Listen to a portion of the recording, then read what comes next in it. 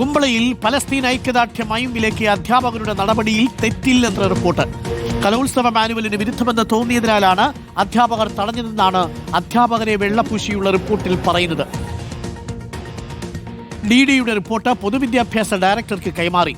പരിപാടി മാനുവലിന് വിരുദ്ധമാണോ എന്ന് കലോത്സവ കമ്മിറ്റി പരിശോധിക്കും. അതിനുശേഷം അധ്യാപകർക്കെതിരെ നടപടി വന്നേക്കും. ഗോപാൽ ശിലാസനലുണ്ട് കൂടുതൽ വിവരങ്ങളുമായി.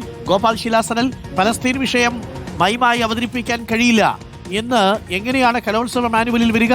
അങ്ങനെ ഏതെങ്കിലും തരത്തിലുള്ള മാനുവൽ വന്നാൽ ആ മാനുവൽ അംഗീകരിക്കാൻ പറ്റൂ? ഗോപാൽ ശിലാസനൽ.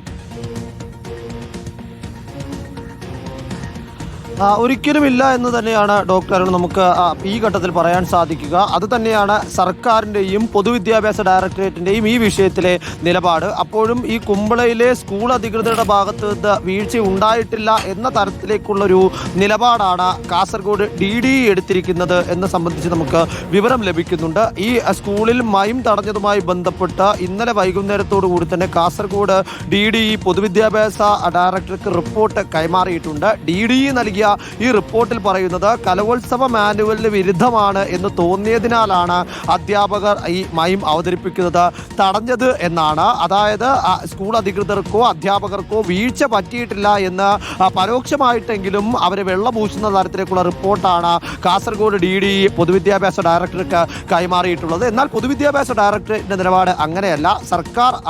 സർക്കാർ ഈ വിഷയത്തിൽ സ്വീകരിച്ചിരിക്കുന്നത് ഫലസ്തീൻ ഐക്യദാർഢ്യം കൊടുക്കുക എന്നുള്ള ഒരു തരത്തിലേക്കുള്ള സ്റ്റാൻഡാണ്. ആ സ്റ്റാൻഡ് തന്നെയാണ് പൊതുവിദ്യാഭ്യാസ ഡയറക്ടറേറ്റും ഇതിൽ തീരുമാനിക്കുന്നത്. അതുകൊണ്ട് തന്നെ ഈ കലോത്സവ മാനുവൽ പരിശോധിക്കുക എന്നതാണ് ഈ വിഷയത്തിൽ ആദ്യമായി പൊതുവിദ്യാഭ്യാസ ഡയറക്ടറേറ്റ് ചെയ്യാൻ പോകുന്നത്. അതുകൊണ്ട് തന്നെ കാസർഗോഡ് DD നൽകിയ ഈ റിപ്പോർട്ട് ഉടൻ തന്നെ സംസ്ഥാന സ്കൂൾ കലോത്സവ കമ്മിറ്റിയെ ഏൽപ്പിക്കും. കലോത്സവ കമ്മിറ്റി ആയിരിക്കും ഇത്തരത്തിൽ എങ്ങനെയാണ് ഇതിൽ കലോത്സവ മാനുവലിന് വിരുദ്ധമാണ് എന്ന് പറയാൻ സാധിക്കുക. അത്തരത്തിൽ കലോത്സവ മാനുവലിന് വിരുദ്ധമായിട്ടാണോ ഈ പരിപാടി സംഘടിപ്പിച്ചിരിക്കുന്നത്, അല്ലെങ്കിൽ എന്തുകൊണ്ട് അങ്ങനെ അധ്യാപകർ വ്യാഖ്യാനിച്ചു എന്നതടക്കമുള്ള കാര്യങ്ങൾ വിശദമായി തന്നെ കലോത്സവ കമ്മിറ്റി പഠന വിധേയമാക്കും. കലോത്സവ കമ്മിറ്റി പഠന വിധേയമാക്കിയതിന് ശേഷമായിരിക്കും ഇത് സംബന്ധിച്ച് മറ്റൊരു റിപ്പോർട്ട് പൊതുവിദ്യാഭ്യാസ ഡയറക്ടറിന് ഒരു സംക്ഷിപ്തമായ രൂപമായി ഉടൻ തന്നെ കലോത്സവ കമ്മിറ്റി കൈമാറും. കലോത്സവ കമ്മിറ്റി കൈമാറുന്ന അവരുടെ ആ ഒരു റിപ്പോർട്ടിന്റെ ഉള്ളടക്കം കൂടി പ്രസ്താവിച്ചുകൊണ്ടായിരിക്കും പൊതുവിദ്യാഭ്യാസ ഡയറക്ടർ മന്ത്രിക്ക് ഇതിന്റെ അന്തിമ റിപ്പോർട്ട് സമർപ്പിക്കുക. ഈ അന്തിമ റിപ്പോർട്ട് പ്രകാരം നമുക്ക് പ്രാഥമികമായി കിട്ടുന്ന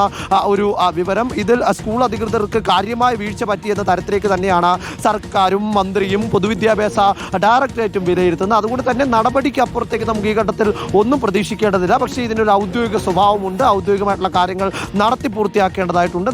ഇപ്പോൾ ലഭിക്കുന്ന വിവരപ്രകാരം നാളെ തന്നെ, ഇന്ന് വൈകുന്നേരത്തോടു കൂടി തന്നെ ഈ റിപ്പോർട്ടിന്റെ സംക്ഷിപ്ത രൂപം തയ്യാറാക്കി നാളെ രാവിലെയോടുകൂടി പൊതുവിദ്യാഭ്യാസ ഡയറക്ടർ ഔദ്യോഗികമായി തന്നെ വിദ്യാഭ്യാസ മന്ത്രി വി ശിവൻകുട്ടിക്ക് ഈ റിപ്പോർട്ട് കൈമാറും.